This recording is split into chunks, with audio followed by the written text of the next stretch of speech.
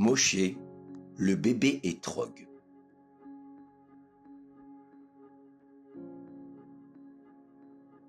Bonsoir les enfants.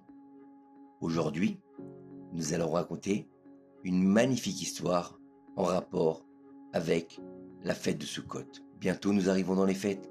Rosh Hashanah, Kippour, Sukkot.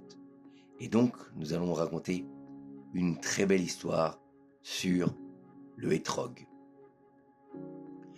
Au siècle dernier, vivait dans un petit village d'Europe un rave qui adorait la fête de Sukkot. Il avait un attachement particulier à la mitzvah des 4 espèces, les Arbat Aminim, et mettait un soin particulier à posséder pour cette fête un Etrog magnifique. Pour cela, il ne regardait pas la dépense, car il souhaitait réaliser cette mitzvah le mieux possible.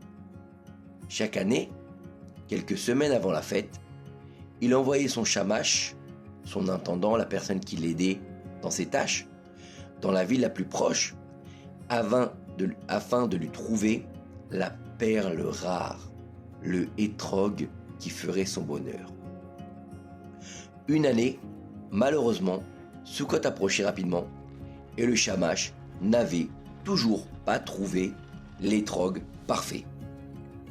Le rave ainsi que les fidèles de la communauté étaient bouleversés par cette nouvelle, car l'Etrog du rave était habituellement le seul à disposition de toute la communauté.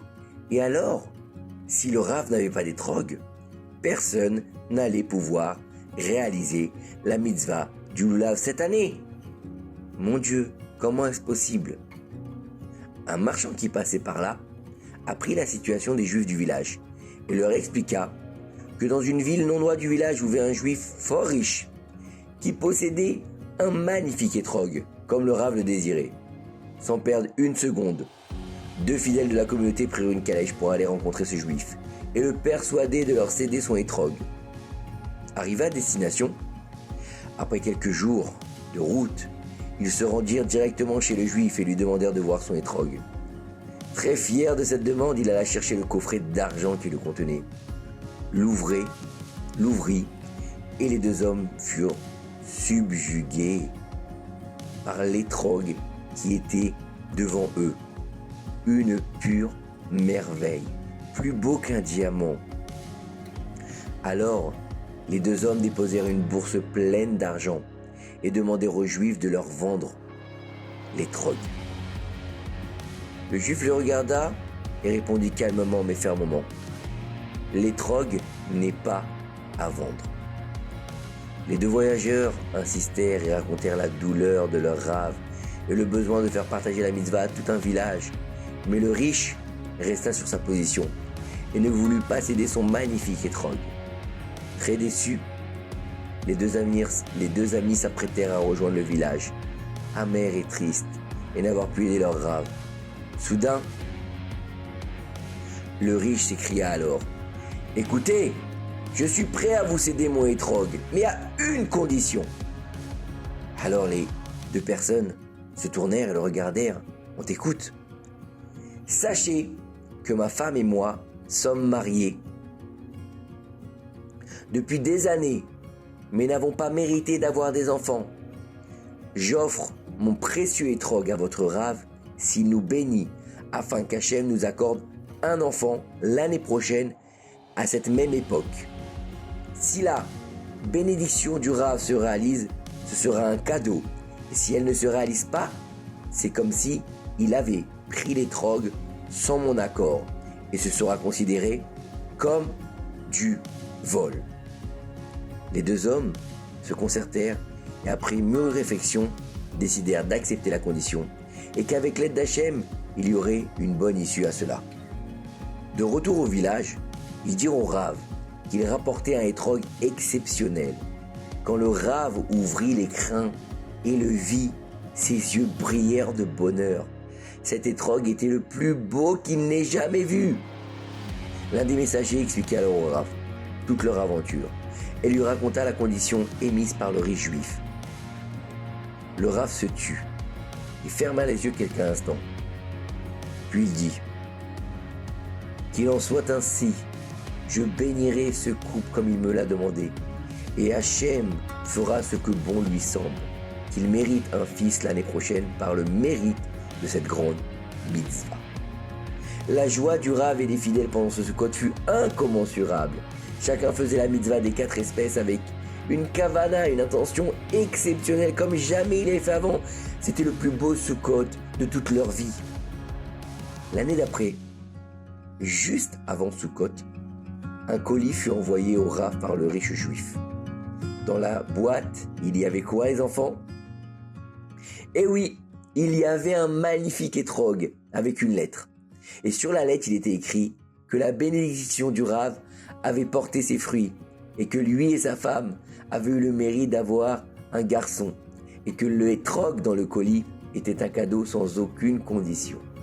Donc ça veut dire que maintenant, il pouvait profiter du étrog que le riche lui avait envoyé. D'année en année, ce rituel s'installa et le riche de la ville d'à côté ne manquait pas, aux approches de chaque fête de Sukkot, d'envoyer un magnifique étrog au Rav du village, toujours accompagné d'une lettre de remerciement. Des années plus tard, alors que le Rav avait vieilli et que sûrement le jeune garçon avait grandi, un jeune garçon d'une beauté exceptionnelle se présenta chez le Rav avant la fête, avec dans sa main un colis, comme chaque année. Tout fier, il dit au Rav: « Cher Rav, c'est avec une émotion particulière que je me tiens ici devant vous. » Alors le Rav le regardait et lui dit: « Pourquoi? Qui es-tu » Alors le jeune homme regarda le Rav et lui dit, avec un petit sourire: « Sans votre bénédiction, je ne serais pas venu au monde. Je suis le bébé de l'étrog. Je me nomme Moshe et maintenant, je suis venu apprendre la Torah avec vous. » Le Rav accepta bien entendu de prendre Moshe sous son aile pour lui apprendre la Torah et les mitzvot. Moshe était un très bon élève. Il étudiait, il révisait, il était bon dans l'étude de la Torah. C'était un vrai petit tzaddik. Et tout le monde dans le village le surnommait Moshe Etrog, en référence au miracle de sa naissance. Plus Moshe grandissait, plus il devenait un érudit en Torah. Mais de toutes les mitzvot de la Torah qu'il aimait sans condition, Moshe avait une préférence pour une mitzvah. Savez-vous laquelle, les enfants? Oui, Moshe, il chérissait la mitzvah des 4 espèces de Sukkot le plus possible, car il était né grâce à la bracha du Rav sur ce fameux étrog qui fait partie des Arbat Aminim. Voilà, les enfants, pour l'histoire de cette semaine. De là, on peut apprendre que le fait de s'annuler pour une mitzvah peut changer le monde. Ce couple n'avait pas moyen d'avoir un enfant, et grâce au fait qu'il a accepté de donner son étrog, la bénédiction a eu lieu et ils ont pu avoir un bébé. Moshe l'étrog, Moshe, ce petit garçon qui est né grâce à un étrog, grâce à une mitzvah en fait. Que chaque mitzvah peut changer le monde. Il ne faut pas oublier encore quelque chose qu'on peut apprendre de cette histoire, c'est qu'il faut toujours remercier son prochain quand il nous a fait du bien. Le Rav avait béni le riche n'oubliait jamais de remercier le Rav pour cette grande bonté qu'il avait eue, car grâce à lui, par l'entremise d'Akadosh Baruch Hu, un bébé était né dans cette maison.